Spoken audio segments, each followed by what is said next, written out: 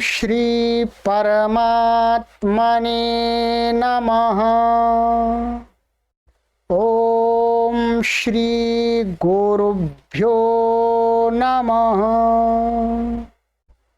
ओम श्री ऋषिभ्यो नमः।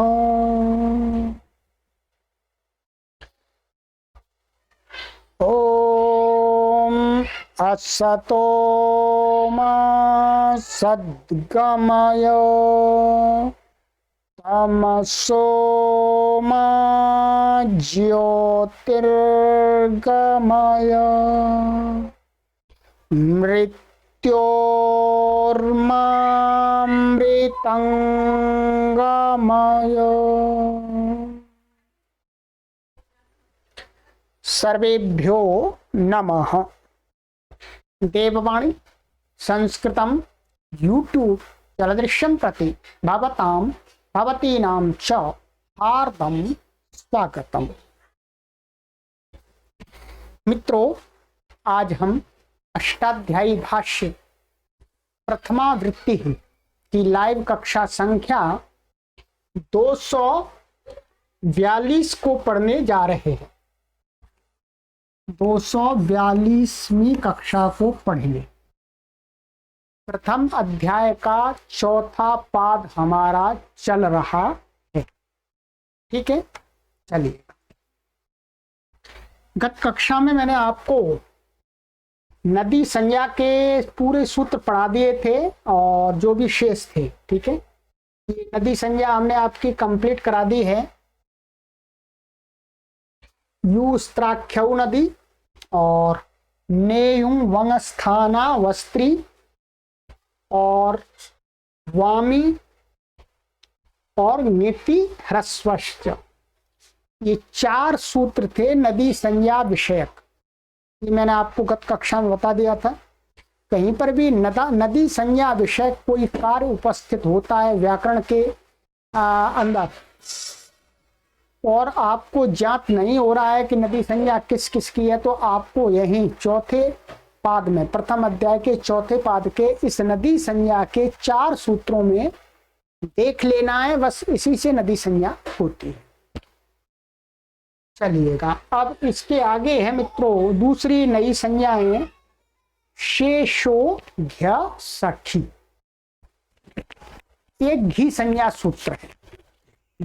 घी एक खाने वाला होता है, खाने वाला घी नहीं है। ठीक है, ये घी ह्रस्व है, घी संज्ञा। ठीक है, महर्षि पाणिनि का नाम है। ये लोक में प्रचलित नहीं है। ये व्याकरण के कार्यों को करने के लिए उन्होंने कुछ नाम रखे। ठीक है, आइएगा। सूत्र है आपका शेषो घ्य सखी, प्रथम अध्याय के चौथे पाद का 7वां सूत्र है। शेषः प्रथमा विभक्ति एकवचनान्तम, घी प्रथमा विभक्ति एकवचनान्तम, असखी प्रथमा विभक्ति एकवचनान्तम। समास गुरुजी ने लिख दिया है असखी इत्यत्र नहीं तत्पुरुषः, तो आपको इसमें समास कर लेना है न, तो न सखा असखी। ठीक है, न सखा असखी, तो इस प्रकार से विग्रह कर लीजिएगा। जो आप तो आपको सिखा दिया बहुत कुछ, तो अब आपको अपने आप ही करना होगा समास, पर मैं आपकी सहायता कर देता हूं। ठीक है, अनुवृत्ति है इसमें ऊपर से ह्रस्व। ठीक है, जो ऊपर सूत्र था गिति ह्रस्वश्च से, तो गिति ह्रस्वश्च में से ह्रस्व आ रहा है बस केवल। ठीक है, और कुछ नहीं आ रहा ऊपर से। अर्थ आ जाएगा, अर्थ शेषो घी संज्ञको भवति सखी शब्दम वर्जयित्वा। कहते हैं कि शेषो माने शेष, शेष माने बचा कुचा। ठीक है, शेष माने बचा कुचा, रिमेन। जो शेष बचा कुचा है उसको घी संज्ञा, उसका नाम घी संज्ञा होता है, वो उसकी घी संज्ञा होती है। परंतु सखी शब्द की को छोड़ करके, सखी शब्द की घी संज्ञा नहीं होती है। अब प्रश्न मन में उठता है, अथवा कोई गुरुजी पढ़ा रहे हैं कि शेषा घी संज्ञको भवति सखी शब्दम वर्जयित्वा। तो शिष्य पूछने लगा, गुरुजी ये शेष क्या है, शेष क्या है, शेष नाग है क्या? तो कहते हैं उस बात को अब समझा रहे हैं, शेष क्या है, बच्चा कुच्चा क्या है। कश्च शेषः, भाई शेष क्या है, शेष शब्द से किस बचे हुए को बताना चाह रहे हैं महर्षि पाणिनि। उत्तर देते हैं, ह्रस्वे वर्णा वर्णो वर्णांतम शब्द रूपम यन्न स्त्रियाख्यम यच्च स्त्रियाख्यमपि न नदी संज्ञकम सा शेषः। समझ लीजिए, कोई बात नहीं, आराम से समझ जाएंगे, चिंता की बात नहीं है, डोंट वरी, चिंता मास्तु। कहते हैं कि ह्रस्व इवर्ण वाले शब्द मान ह्रस्व इवर्णांत शब्द और ह्रस्व उवर्णांत शब्द रूप यत यत न संधि कर दिया, यत न यन्न, जो न स्त्रियाख्य माने स्त्रीलिंग के नहीं है। क्या हुआ अर्थ? ह्रस्व इवर्णांत ह्रस्व उवर्णांत ऐसे शब्द जो स्त्रीलिंग नहीं है, तो क्या है, पुल्लिंग है अथवा नपुंसक लिंग है ऐसे शब्द। और कहते हैं यच्च स्त्रियाख्यम अपि न नदी संज्ञकम। और कहते हैं कि जो ह्रस्व इवर्णांत और ह्रस्व उवर्णांत शब्द स्त्रीलिंगवाची हैं, परंतु उनकी नदी संज्ञा नहीं कही है, अर्थात नहीं कही है, उनकी नदी संज्ञा नहीं होती है जब, तो ऐसे ह्रस्व इवर्णांत और ह्रस्व उवर्णांत स्त्रीलिंगवाची शब्दों की भी क्या है, वही शेष है, तो उन शेष की नदी संज्ञा होती है।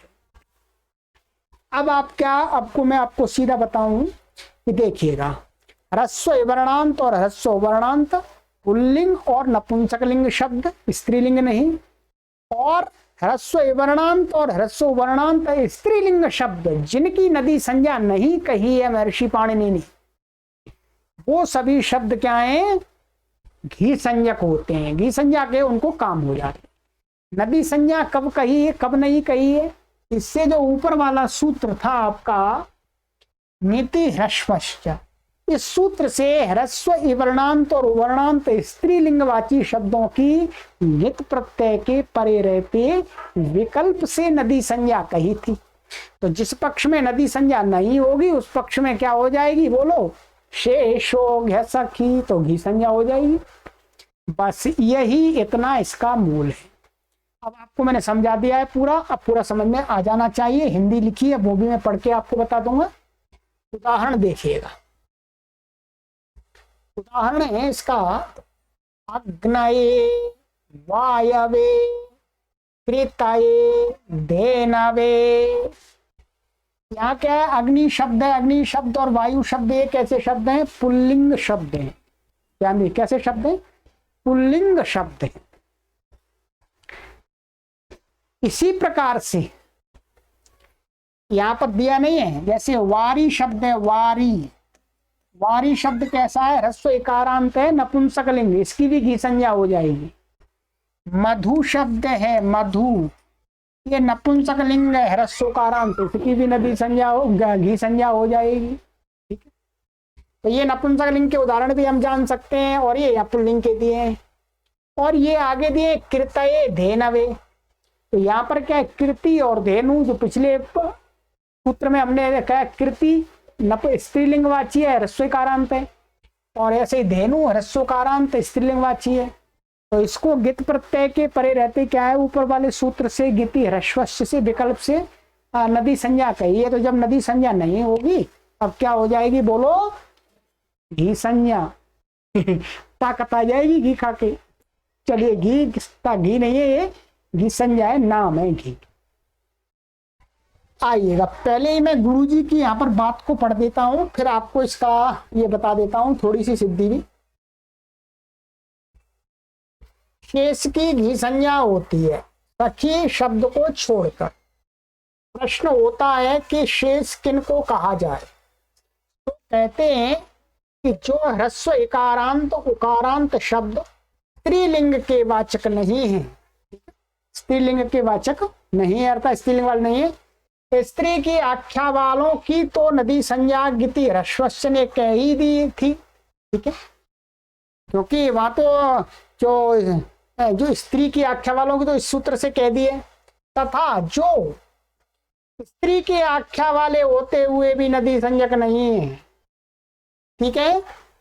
स्त्री की आख्या वाले में जब इनकी नदी संज्ञा नहीं होती, अर्थात कब नहीं होती है, विकल्प से कहिए, तो वे सब शेष हैं। अग्नि वायु शब्द ह्रस्व इकारांत उकार चार उकार अंत वाले हैं, वाले तो हैं, पर स्त्रीलिंग के आख्या वाले नहीं है, पुल्लिंग है दोनों, तो शेष होने से उनकी घी संज्ञा हो गई, घी संज्ञा हो गई। अग्नये वायवे की सिद्धि 1 4 6 कृतये धेनवे के समान समझे, अभी बता दूंगा मैं आपको, ठीक है, कुछ विशेष नहीं। कृति धेनु शब्दों की भी गिति ह्रस्वश्च के पक्ष में नदी संज्ञा नहीं होती, अतः ये भी शेष हैं, सो घी संज्ञक होकर पूर्वत सिद्धियां समझे। सारा कुछ विशेष नहीं है। सिद्धि देखिएगा, आपको मैंने यहां पर करा दी थी, यहाँ कृतये धेनवे, यहाँ मैंने आपको पढ़ाते समय बताया था कि यहाँ पर इनकी घी संज्ञा होने से क्या हो गया था, घेर गिति से गुण हो गया था, तो शेष हो गया। सखी से आप समझ गए होंगे कि जब इसकी नदी संज्ञा नहीं हुई थी तब घी संज्ञा हो गई थी, घी संज्ञा होने से गुण हो गया। तो कृतये धेनवे तो आपको उदाहरण मैंने सिद्ध कराई दिए पिछले कक्षा में। अब आपके मुख्य रूप से उदाहरण बचे हैं अग्नये, तो अग्नये में भी कुछ भी नहीं है। अग्नि जैसे ये मानिएगा आप, ये अग्नि शब्द है और ये आ गया पूरा स्वादित्पत्ति पूर्वक कर लीजिएगा, और इसकी क्या है, इस सूत्र से घी संज्ञा हो गई, घी संज्ञा होने से क्या हो जाए, घेर गिति। घेर गिति तो पता ही है आपको, कई बार पढ़ा दिया, घेर गिति माने घी संज्ञा को गित प्रत्यय के परे रहते गुण हो जाता है। तो घेर गिति से क्या हो गया, गुण हो गया, गुण होकर के अधिक गुण स्थानांतरतमा लग के अग्ने अग्ने और ये ए और फिर एचो यवा लग करके क्या बन जाएगा, अग्नये। ऐसे वायु शब्द से वायु ये और ये आ जाएगा, तो यहाँ पर भी घी संज्ञा होने से घेर गिति से गुण हो जाएगा। घेर गिति सूत्र में आपको दिखा देता हूं, आज फिर दिखा देता हूं, चलिएगा आइएगा, ये सूत्र है, ठीक है। घेर गिति है घ्यंतस्य अंगस्य गुणो भवति गिति सुपी प्रत्यय परता, माने घी संज्ञा का अंग को घी अंत में इसके ऐसे शब्द को क्या हो जाता है, गुण हो जाता है मित्रों, गित सुप प्रत्यय के परे रहते हैं, ठीक है। यदि सुप प्रत्यय जो गित है, सुप क्या है, सु औ जिसमें आते हैं, तो ङे नसी नस और ङे या गी, ये 4 प्रत्यय आते हैं, ठीक है। तो ये आ गए, चलिएगा, तो ये आपको यहाँ सिद्धि मैंने बता दी, ठीक है, ये घी संज्ञा हो गई आपकी। अब इसमें सखी शब्द था, तो सखी शब्द है, ये कैसा है, ये भी इकारांत है और ये भी पुल्लिंग है, तो इसकी नदी घी संज्ञा नहीं होगी, ठीक है। इसके अलग प्रकार से रूप चलते हैं, ठीक है। चलिएगा, ये हो गया। अब आगे सूत्र है आपका पति समास एवं 4 8, पति ही प्रथमा विभक्ति एक वचनांतम समासे सप्तमी विभक्ति एक वचनांत एवं अव्यय पदम, अनुवृत्ति इसमें आती है ऊपर से घी संज्ञा की, कोई समास नहीं है इसके अंदर। अर्थ पति शब्दस्य शेषत्वात् पूर्वेण सूत्रेण सर्वत्र घी संज्ञा सिद्धैव अत्र नियमः क्रियते समास एव प्रतिशब्दस्य घी संज्ञा स्यात् नान्यत्र। ये ध्यान रखेंगे, ये कैसा सूत्र है? नियम सूत्र है। क्या सूत्र है? नियम। नियम सूत्र क्या होता है? किसी सूत्र से पहले कोई कार्य प्राप्त है, क्या? किसी सूत्र से पहले कोई कार्य प्राप्त है, फिर उसी कार्य को उससे दोबारा उसकी विधि की जा रही है, तो दोबारा जो विधि की जाती है वो कुछ नियम बनाती है। क्या बनाती है? नियम बनाती है। नियम अर्थात जो पूर्व वाले सूत्र से कोई विधि सबको समान रूप से कही थी, फिर उसमें से एक विशेष को वही कार्य फिर दोबारा कहा जा रहा है, तो उसके लिए कुछ नियम बन जाता है कि वो थोड़ा सा सीमित हो जाता है। तो ये नियम सूत्र है। नियम क्या है? बता रहे हैं कि पति शब्द की शेषत्वात्, माने जो पति शब्द है ये कैसा है? ये पुल्लिंग शब्द है। ध्यान देंगे, पति शब्द पुल्लिंग है, एक ह्रस्व इकारांत है। ह्रस्व इकारांत होने से शेषो घसकी से इसकी घी संज्ञा प्राप्त, फिर भी इससे कह रहे हैं दोबारा पूर्वेण सूत्रेण सर्वत्र घी संज्ञा सिद्धा एव पति शब्द की। पति शब्द की तो हर जगह सिद्ध थी। दूसरे शब्दों की चाहे वो समास में हो चाहे समास से भिन्न हो, ठीक है, समास में आ जाए तो भी हो जाए, समास से बाहर होंगे तो भी होगी। तो कह रहे हैं कि सिद्धा एव, सिद्ध ही थी है, अत्र नियमा क्रियते, इस सूत्र से थोड़ा नियम किया जाता है। नियम माने नियमित किया जाता है, थोड़ा सा सीमित किया जाता है, नियंत्रित किया जाता है। समास एव पति शब्दस्य घी संज्ञा स्यात्। इस कहते हैं समास, हमारे समास से है, ये सप्तमी का है वास्तव में, ध्यान देंगे सप्तमी है या ये ऐसा था, या संधि होकर के लोप हो जाता है। क्या संधि होती है? एचो यबा याबा और लोपा शाकल्य से यका लोप हो जाता है, ध्यान देंगे, ठीक है। तो समास है माने कहते हैं समास है, समास में एव माने ही पति शब्द से, पति शब्द की घी संज्ञा स्यात् माने घी संज्ञा होवे, न अन्यत्र, दूसरी जगह नहीं। इसने नियम क्या कर दिया? इसने ये नियम कर दिया कि पति शब्द की घी संज्ञा होती है तो केवल समास में ही होगी, समास से अलग जब अकेला प्रयोग होगा तब इसकी घी संज्ञा नहीं होगी। और समास में भी जब ये अंत में होगा तभी होगी, तभी लाभ है इसका, ठीक है।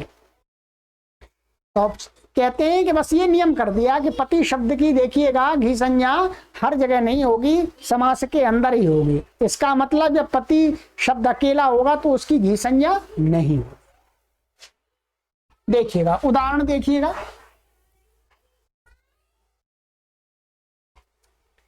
प्रजापतिना, प्रजापतये, प्रजा सेनापतिना, सेनापतये, ठीक है। देखिएगा ये प्रजापतिना, यहाँ प्रजापति, यह समास क्या है? प्रजायाः पति ही प्रजापति ही, ठीक है। प्रजायाः पति ही प्रजापति ही, ये समास हो गया षष्ठी समास। षष्ठी समास में ये पति शब्द आ गया, इसलिए अब इसकी क्या हो गई? घी संज्ञा, घी संज्ञा। अब यह अकेला पति शब्द रहेगा तब नहीं होगी, पति इसका घी संज्ञा हो गई, तो अब घी संज्ञा होने से घी संज्ञा का कार्य हो जाता है। तो यहाँ पर घी संज्ञा का कार्य क्या होता है? या नीचे लिखा हुआ है कि या प्रजायाः पति सेनायाः पति, यहाँ षष्ठी तत्पुरुष समास होकर के प्रजापति सेनापति बना था। तो पूर्व तृतीया विभक्ति आकर समास में होने से घी संज्ञा हो गई सूत्र से, होकर आंगोना स्त्रियां।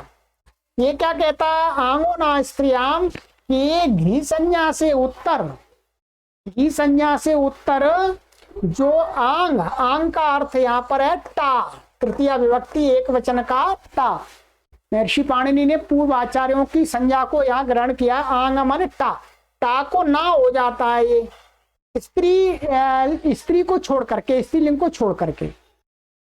तो यहाँ पर क्या हो गया, टा था ये टा, टा को ना हो गया। इस सूत्र का अर्थ मैं आपको दिखा देता हूं, आइएगा ये देखिएगा।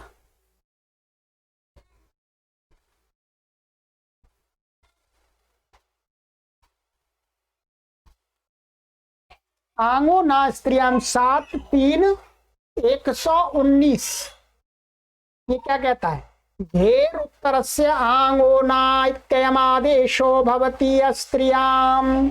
ठीक है, कि घी से उत्तर, घी संज्ञक से उत्तर, आंग माने टा है। ये आंग का अर्थ क्या है, टा लेंगे, ध्यान दीजिएगा। टा को, टा के स्थान में टा को ना हो जाता है अस्त्रिया माने स्त्रीलिंग को छोड़ करके, स्त्रीलिंगवाची शब्द नहीं होना चाहिए। तो अब इसको ना हो गया आपका, ये ना हो गया तो क्या बन गया, प्रजापतिना। ऐसे ही सेनापतिना बन जाएगा। यहाँ क्या है, चतुर्थी में गुण हो जाएगा, गुण हो जाएगा, हिरगिती से गुण हो जाएगा, तो प्रजापतये सेनापतये बन जाएगा। सरल है, बस आपको यही ध्यान रखना है अब कि पति शब्द की हर जगह क्या घी संज्ञा नहीं होती है। कहां पर होती है, केवल समास में। इसलिए इसका अन्यत्र क्या, अन्यत्र इसका पति शब्द होगा तो उसका अलग रूप चलेगा।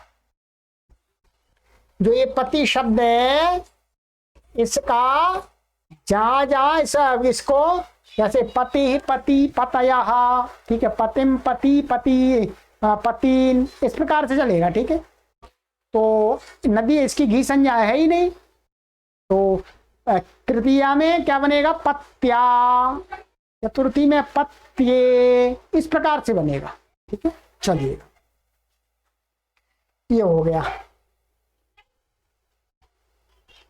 अब आइएगा आगे, एक सूत्र और है घी संज्ञा का।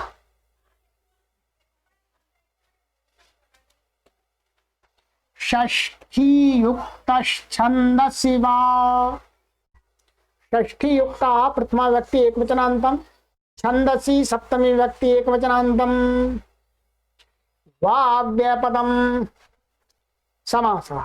षष्ठ्या युक्तः, षष्ठी युक्तः, तृतीया तत्पुरुषः, षष्ठी से युक्त माने षष्ठी विभक्ति से युक्त, तृतीया तत्पुरुष समास है इसके अंदर। छंदसी, छंद का अर्थ है यहाँ पर जो वैदिक मतलब जो संस्कृत जगत में वैयाकरणों ने जो छंद के अंदर जिन जिन ग्रंथों को रखा है, वेद आदि को, वो सारे छंद से ग्रहण होंगे। कहते हैं कि इसमें ऊपर से अनुवृत्ति आती है पति ही और घी की, तो कहते हैं अर्थ पूर्वेण सूत्रेण समासे घी संज्ञा न प्राप्नोति वचनम आरभ्यते। षष्ठ्यन्तेन शब्देन युक्ताः पति शब्दाः छन्दसि वेदे विकल्पेन घी संज्ञको भवति।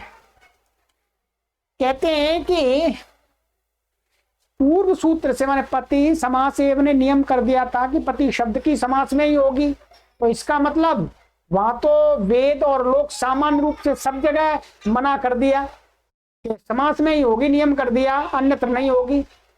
परंतु क्या है, वेद आदि के अंदर हमें पति शब्द अकेले की भी कहीं कहीं घी संज्ञा चाहिए, तो उसके लिए ये सूत्र बना दिया कि पूर्वेण सूत्रेण असमासे, असमासे में समास से भिन्न घी संज्ञा न प्राप्नोति, पति शब्द की प्राप्त नहीं है। इति, इसलिए क्या है, वचनम आरभ्यते, इस सूत्र का आरंभ करते हैं महर्षि पाणिनि। षष्ठ्यन्तेन शब्देन युक्तः पति शब्दः, वाक्य के अंदर षष्ठी विभक्ति से युक्त माने षष्ठी विभक्ति से संबंधित, संबंधित माने क्या हुआ, कोई पति शब्द पड़ा हुआ, उस पति शब्द का किसी अन्य षष्ठ्यंत पद के साथ में संबंध है। ठीक है, संबंध है सीधा, तो उस षष्ठंत पद के संबंध से उस पति शब्द की विकल्प करके घी संज्ञा होती है। देखिएगा ये उदाहरण, कुलंचानाम पतये नमः, कुलंचानाम पत्ये नमः, यजुर्वेद के 16वें अध्याय के 22वें मंत्र में आया है। अब देखिए षष्ठंत पद है, इसके साथ में इस पति शब्द का संबंध है, अकेला है, तो इस सूत्र ने क्या कर दिया, विकल्प से इसकी क्या कर दी, घी संज्ञा कर दी। घी संज्ञा करने से घेर गति से गुण हो गया, पतये बन गया। और जब घी संज्ञा नहीं हुई तो पत्ते बनेगा, सामान्य कोई अणची लग जाएगा, बस, और कोई संज्ञा प्राप्त नहीं।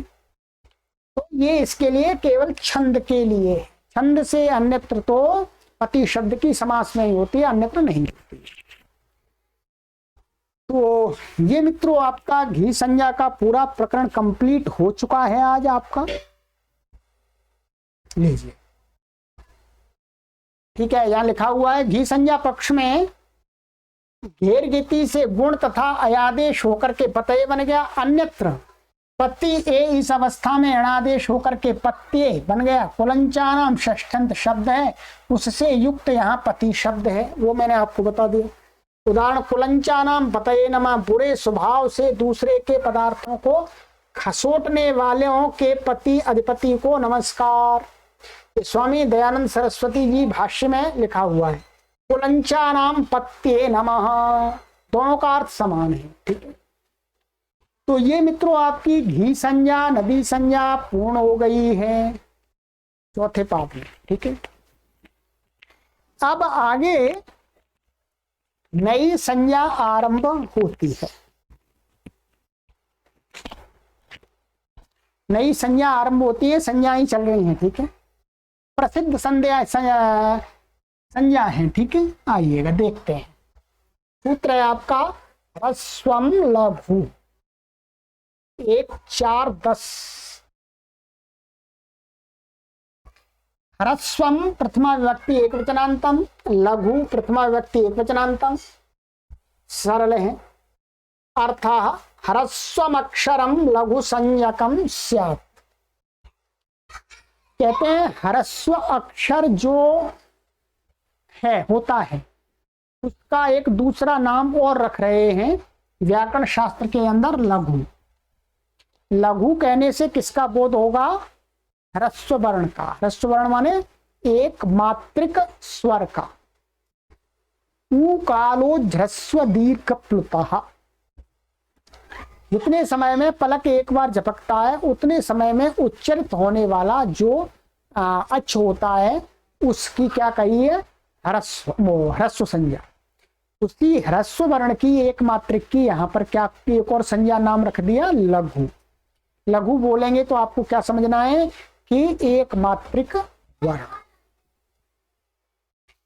इसका प्रयोजन है, उदाहरण आपको दिखाते हैं, भेदता छेदता, अच्छीकारत अजीहरत। ठीक है, भेदता छेदता में आपको कई बार हमने घटा के बता दिया, यहाँ गुण करते समय पुगंत लघु पदस्य, लघु बताया है। तो लघु, लघु से वहां पर उसका लघु उपधा में होता है, उसको गुण होता है। ठीक है, चलिएगा परिशिष्ट में देख लेते हैं। यहाँ पर भेदता छेदता की सिद्धि आपको करा दी थी पहले, इसमें हमने यहाँ पर करा दी, वहां पर आप आराम से देख सकते हैं। ठीक है, क्या था ये, भेद था, ये क्या था, भेद। और यहाँ त्रिचा आ गया था, ये त्रिचा आ गया था। ठीक है, यहाँ पर क्या था, ए यहाँ पर पुगंत लघु पदस्य च लगने लगा था। तो लघु पद माने लघु उपधा वाला अंग। उपधा क्या होती है, अलोन्त्यात पूर्वपधा। और लघु क्या होता है, तब इस सूत्र ने बताया था ह्रस्वम लघु माने ह्रस्व वर्ण की लघु संज्ञा होती है। तो यहाँ पर भी का जो ई है ये क्या है, लघु है, एक मात्रिक है, तो उसकी लघु संज्ञा।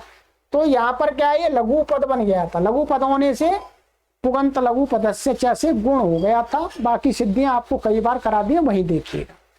इसी प्रकार से छिद, छिद थी धातु आपकी छिद, छिद्र की छिद बचता है, तो यहाँ पर भी ई की लघु संज्ञा होने से पुगंत लघु पदस्य च से गुण हो गया था छेदता। ठीक है, आगे उदाहरण है आपका अच्छी करत, इसको देख लीजिएगा, थोड़ा सा सिद्धि बड़ी है, कर लेंगे इसको, कोई बात नहीं है। अच्छी करत माने उसने कराया, उसने कार्य कराया, माने आप देख कराया करना और कराना माने हेतुमती से इणिच का प्रयोग दिख रहा है आपको, और लुंग लकार का है। यहां लिख रहे हैं गुरुजी डुक्रिय करणे, ये सब कुछ संज्ञा आदि होकर के क्री बचेगा। ठीक है, ये क्री बचा परिशिष्ट 1-1-58 आटिटत के समान सब कार्य होकर, आटिटत माने दुर्वचनेची, वही आई थी कुछ कक्षा पहले भी मैंने दिखाई थी, आज फिर मैं दिखा देता हूं आपको। आटिटत के प्राय करके जो सूत्र लगेंगे वो यहां पर भी लगेंगे। आटिटत हमने आपको यहां पर कराया था, देखिएगा ये आटिटत दुर्वचनेची का उदाहरण है ये। तो इसके अंदर आपको क्या करना है, ये सारे भूवादयो धातवा हेतुमती चा, ठीक है, और ये नहीं लगेगा इसमें, क्योंकि सारे सूत्र नहीं लगेंगे, जो जो लगने लायक होंगे वही लगेंगे। ठीक है, तो उपदा, यहाँ उपदा आदि नहीं है, और ये फिर वृद्धि तो होगी। ठीक है, तो ये आगे छिली लूंगी, अणेश्री द्रुसुभ्य कर्तरी चंग ये लग जाएगा। ठीक है, और फिर अणेरण्यटी ये भी लग जाएगा, इतश्च ये भी लग जाएगा, आठ आगम भी हो जाएगा, अणु चंग उपदाया ह्रस्वाहा ये भी लगेगा। ठीक है, और अजादि द्वितीय से ये नहीं लगेगा, ये नहीं लगेगा, क्योंकि वो आजादी धातु नहीं है, क्री धातु है, वो तो हला दी इसलिए वो लगेगा। इसको क्या लगेगा, एक आचो दे प्रथम से लग जाएगा। और दुर्वचनेची, ठीक है, दुर्वचनेची यहां पर लगाएंगे। ठीक है, उसमें और बाकी के हटा दिए सारे हो जाएंगे। अब देख लेते हैं, वहीं पर देख लेते हैं, आ जाइए। क्या हो गया आपका, क्री है, क्री धातु से हम आपको यहाँ पर ऐसा लिख देते हैं, ये क्री धातु है, और यहाँ हेतुमती च से इणिच, इणिच आ गया। ठीक है, इणिच आ गया, ये इणिच आ गया, ये अब यहाँ पर क्या हो जाएगा, यहाँ अचो इणती, क्या है, इणिच के परे रहते क्री को अचो इणती से वृद्धि हो गई। वृद्धि क्या हो जाएगी, वृद्धिरादैच, और स्थानीय अंतरतमा लग करके आर में उड़त ओरण रपराह लग करके क्या हो जाएगा, कार हो जाएगा। इसको क्या हो गया, कार, कार और ई कारी बन गया। इवादी उत्पत्ति पूर्वत कर लीजिएगा, लुंग लकार का भूते लुंग आदि लग जाएगा सारा। ठीक है, लुंग आ गया, लुंग लकार में ये टिप आ गया,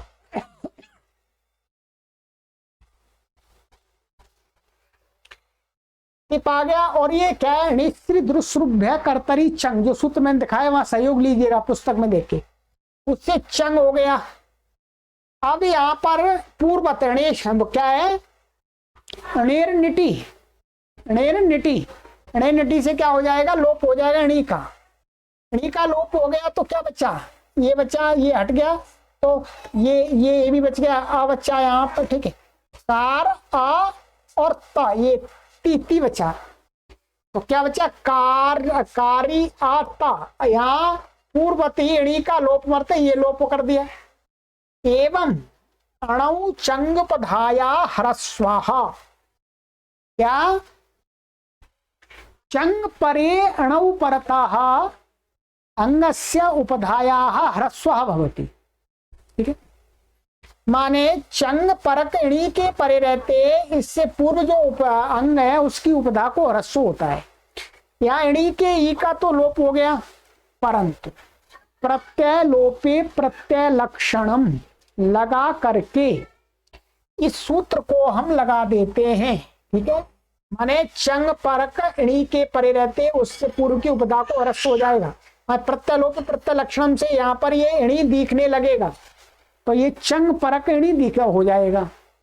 तो अब यहाँ पर ह्रस्व हो गया, तो क्री को क्या हो गया, कर हो गया। ठीक है, क्या हो गया, कार आ ता, और इतश्च से तका है, इकार का लोप हो गया है। ठीक है, अब यहाँ पर चंगी, चंगी सूत्र है 6 1 11, इससे द्वित्व होता है। वहां पर भी किया है, आठिटत में भी किया था। चंगी, चंगी कहता है चंग के परे रहते पूर्व को द्वित्व होता, माने एका चह प्रथमस्य और अजादेर द्वितीयस्य। तो ये क्या है, ये तो आजादी धातु नहीं है, ये तो हलादी है। तो यहां पर क्या होगा, ये इसके ये चंग के परे रहते इसको क्या हो जाएगा, द्वित्व प्राप्त होगा। क्या प्राप्त होगा, द्वित्व।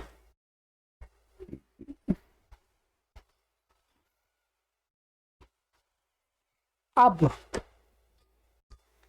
वैसे वैसे वास्तव में यहां पर ये जो चीज लिखी है, ये जो चीज लिखी है,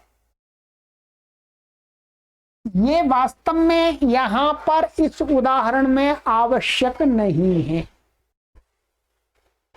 ठीक है, ये इस उदाहरण में आवश्यक नहीं है।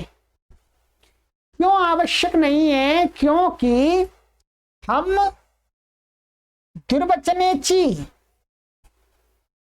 जिसको स्थानीयवत कर रहे हैं, रूपादेश कर रहे हैं, उसको कुछ करना ही नहीं है। यहां पर अभी कुछ नहीं करना है। या तो अभी चंगी से एकाचो प्रथमस्य इसको द्वित्व हो जाएगा, ठीक है। परंतु यहां पर इन्होंने ये दिखाया है, वो किसको दिखाया है, उन्होंने और पीछे जाकर के दिखाया है। ठीक है, समझ लीजिएगा इसको। यहां पर ये कह रहे हैं कि अणु कृतम स्थानीवत भवति, ये क्या है, महाभाष्य का वार्तिक है। कहते हैं इस ज्ञापक से, यहां पर ज्ञापक निकाला है एक, अणु कृतम स्थानीवत भवति। ये बात आपको समझना थोड़ा कठिन हो जाएगा, नहीं समझ में आए तो चिंता की कोई बात नहीं है, ये आवश्यक भी नहीं है। यहां पर के णिच के परे रहते, णिच के परे रहते कोई भी पूर्व को कार्य हुआ है, कोई भी गुण वृद्धि आदि हुए हैं, वो क्या हो जाते हैं, स्थानीवत हो जाते हैं। क्या है, अणु कृतम स्थानीवत भवति। यहां पर देखेंगे आप, णिच के परे रहते क्या हुआ था, एक तो क्री को वृद्धि हो गई थी, क्री को वृद्धि हुई थी मुख्य रूप से, ठीक है, यही हुआ है। तो अणु कृतम स्थानीवत भवति। अब इस दुर्वचनेची सूत्र माने इसको हम क्री कर को चंगी से द्वित्व करने लगे, द्वित्व करने लगे एकाचो प्रथमस्य।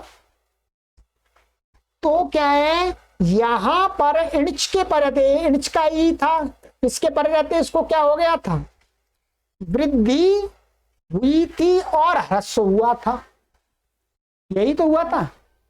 तो ये कहते हैं कि अणि के परे रहते कोई भी कार्य हुआ है तो उसको दुर्वचन करने में, दुर्वचन करने में वो स्थानीवत हो जाएगा, दुर्वचन करने में स्थानीवत हो जाएगा। तो यहां पर ये क्या क्या दिखेगा, जब इसको इससे दुर्वचन करने लगेंगे तो इसको ऐसा दिखेगा, ये दिखेगा क्री रूपादेश होकर के क्री दिखेगा, क्री ये कर नहीं दिखेगा, इसके सहयोग से दुर्वचनेची रूपादेश होकर के क्री दिखेगा।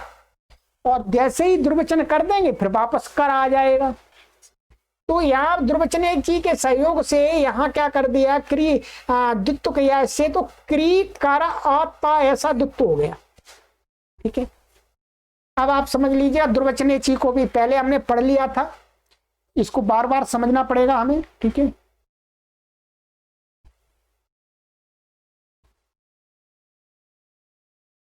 ये देखिए,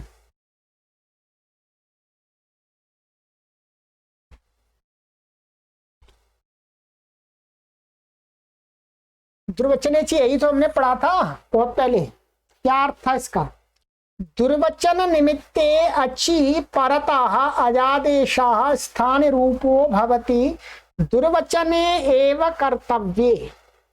कि दुर्वचन निमित्तक कोई अजादी प्रत्यय हो, दुर्वचन का निमित्तक आजादी प्रत्यय हो, तो उसके परे रहते जो अजादेश हुआ है, अच के स्थान पर कोई आदेश हुआ है। ठीक है, ची परता यो अजादेशाह स्थान रूपो भवती, वो स्थानीय रूप हो जाता है दुर्वचन एवं कर्तव्य, दुर्वचन के करने में। अब देखिएगा यहां पर क्या कर रहे हैं हम, दुर्वचन का निमित्तक ये चंग है, ये आजादी प्रत्यय है, आजादी प्रत्यय है, आजादी प्रत्यय। और इस आजादी और इस वार्तिक के सहायता से, इस वार्तिक की सहायता से क्या है, माने दुर्वचन निमित्तक आजादी प्रत्यय के करने पर भी जो एणी के परे रहते भी जो कुछ कार्य हुआ है वो भी स्थानीयवत हो जाएगा। कहते एणिच प्रत्यय दुर्वचन का निमित्तक नहीं है। क्या एणी प्रत्यय दुर्वचन का निमित्तक है ही नहीं, परंतु यहां पर ये गुरुजी ने लिखा है इस ज्ञापक से, माने ज्ञापक वह महाभाष्य में निकाला है कि दुर्वचन करने में एणी के परे रहते, चाहे वो बेशक दुर्वचन का निमित्तक ना हो तो भी दुर्वचन करने में क्या होता है, एणी के परे रहते कोई आदेश आदि हुआ है वो स्थानीयवत हो जाता है। ठीक है, दुर्वचन का निमित्तक तो ये है, तो दुर्वचन का निमित्तक हमने ये कर लिया, तो इसके परे रहते पूर्व में जो भी एणिच के परे रहते, एणिच के परे रहते जो भी कुछ कार्य हुआ है वो स्थानीयवत होकर के क्रिय आ गया था। बस इतना ही इसका काम है दुर्वचनेची। फिर वापस बाद में थोड़ी देर के लिए द्वित्व करने के लिए तो रूपादेश होता है, बाद में अपनी अवस्था में आ जाता है। तो क्री कर अत ऐसा रहा ये। तो अब इसको पूर्व अभ्यास से इसकी अभ्यास संज्ञा होगी। अभ्यास होने से क्या है, अभ्यास में वर्तमान जो होता है उसको उरत, उरत माने री को अत हो गया, और उरण रपड़ा के सहयोग से अर हो गया, तो कर कर आत ऐसा हो गया। हलादि शेषा से आदि अलशेख का बच्चा। कुहोश्चु से क्या हुआ, स्थानांतर तमा के सहयोग से कुहोश्चु माने अभ्यास में वर्तमान कवर कुछ वर्ग हो गया, तो का कुछ हो गया, च हो गया, तो क्या बना, ये देखिए चा, चा कार और ये ऐसे मिल गया अत्ता, और लुंग लंग लिंग शुद्धाता से अटागम हो गया, ये अटका आ बचा। अब हमें जो हम सूत्र पढ़ रहे थे ह्रस्वम लघु, उसका मुख्य प्रयोजन घटाना है। ह्रस्वम लघु से का के आ की लघु संज्ञा है, माने ये वाला जो का है इसका जो आ है इसकी क्या है, ह्रस्वम लघु से लघु संज्ञा है। लघु संज्ञा होने से क्या है, अब ये कार्य प्राप्त होगा सन्वल लघुनी चंग परे नगल रूपे, सन्वल लघुनी चंग परे नगल रूपे। ये कहता है कि इसको, ये हमने गत कक्षाओं में भी आपको पढ़ाया था कि चंग परक, चलिए मैं आपको अर्थ दिखा देता हूं पहले, तब बाद में बात करेंगे।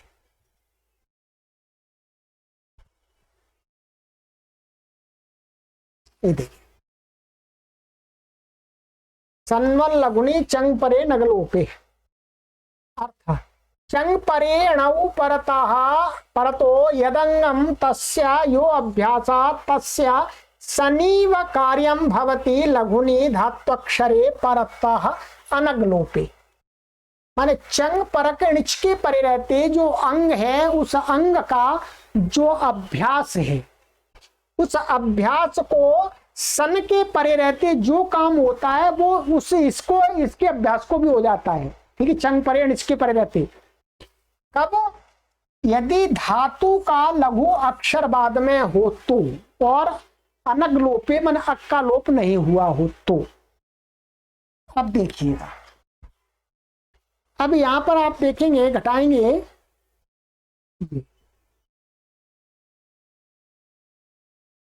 देखिए चंग परे माने ये चंग माने आ परे है, यहां पर मान लीजिएगा ये आ है, यहां पर आ मिला दिया है इसमें, और इसके परे रहते धातु कर थी, क्री थी, कर का आ है, ये इसकी क्या है लघु संज्ञा इससे, तो कहते हैं चंग परक, चंग परे णिच, णिच भी परे है यहां पर, प्रत्यय लोपे प्रत्यय लक्षणम से णिच भी थोड़ी देर के लिए आ जाएगा काम करने के लिए। तो यहाँ पर ये क्या है, चंग परक इणच के परे रहने पर धातु का जो लघु अक्षर है उसके परे रहते, उसका जो अभ्यास है, इस अभ्यास को सनवत कार्य होता है। ठीक है, माने सनीवत, क्या सनी इव माने सन के परे रहते क्या होता है, सन्यतः। सन्यता कहता है कि सन के परे रहते उसका जो अभ्यास होता है, उस अभ्यास में यदि ह्रस्व आए तो उसको ह्रस्व ई हो जाता है। ठीक, अभ्यास को इत्तु हो जाता है। तो वही इत्तु अब लघु अक्षर परे रहने पर इस सूत्र ने कर दिया। इस सूत्र ने सन्वत कार्य करने से क्या है, सन्यता से जो इत्तु होता है वो इत्तु यहां पर भी कर दिया। तो क्या बना, च को अ को ई हो गया, तो आ ची का रत हो गया। दीर्घो लघो हो, दीर्घो लघो ने कहा कि अभ्यास में ना, चलिएगा इसका भी अर्थ बता देता हूं मैं आपको। ये देखिए, दीर्घो लघो हो, ऊपर से पूरे की अनुवृत्ति आ रही है, तो क्या है, लघुनी धात्वक्षरे परता लघोर अभ्यासस्य दीर्घो भवति चंग परे नगलोपे। माने लघु धातु का जो लघु अक्षर परे हो तो उसका जो अभ्यास है, उस अभ्यास में वर्तमान जो लघु अक्षर है उसको क्या हो जाता है, दीर्घ हो जाता है। चंग परे, चंग के परे रहने पर, अनगलोपन अकलोपी अभ्यास नहीं होना चाहिए। अब देखिएगा, आइएगा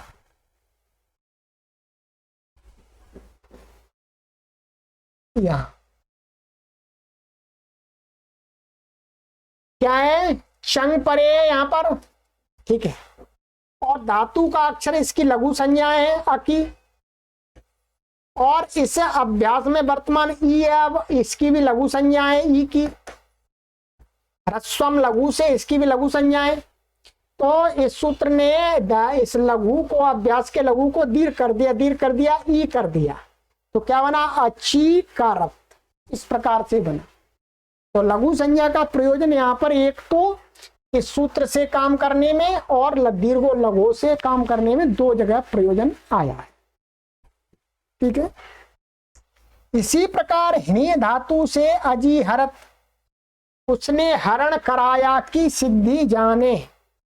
केवल यहां पर क्या है, कुहोशु अभ्यास में वर्तमान जो हा हिरी है तो हा आएगा, तो हा को झ हो जाएगा, स्थानीय अंतर तमाल लग करके कर लेने पर अभ्यासे चर्च, फिर अभ्यासे चर्च से क्या हो जाएगा, इस ह के स्थान में हुए झका ज हो जाएगा। तो क्या बन जाएगा, अजी हरत। बाकी के सारे कार्य क्री के समान आपको जानने हैं। चलिएगा, ये आपको मैंने सिद्धि करा दी, आपको ह्रस्वम लघु की। ठीक है, बस ह्रस्वम लघु का मुख्य प्रयोजन यही है कि लघु ह्रस्व वर्ण की लघु संज्ञा हो जाती है। चलिए, ये कंप्लीट हो गया आपका। आगे की कक्षा में नई संज्ञा पढ़ेंगे। ठीक है, ये संज्ञा है, संज्ञा प्रकरण। सर्वेभ्यो नमः।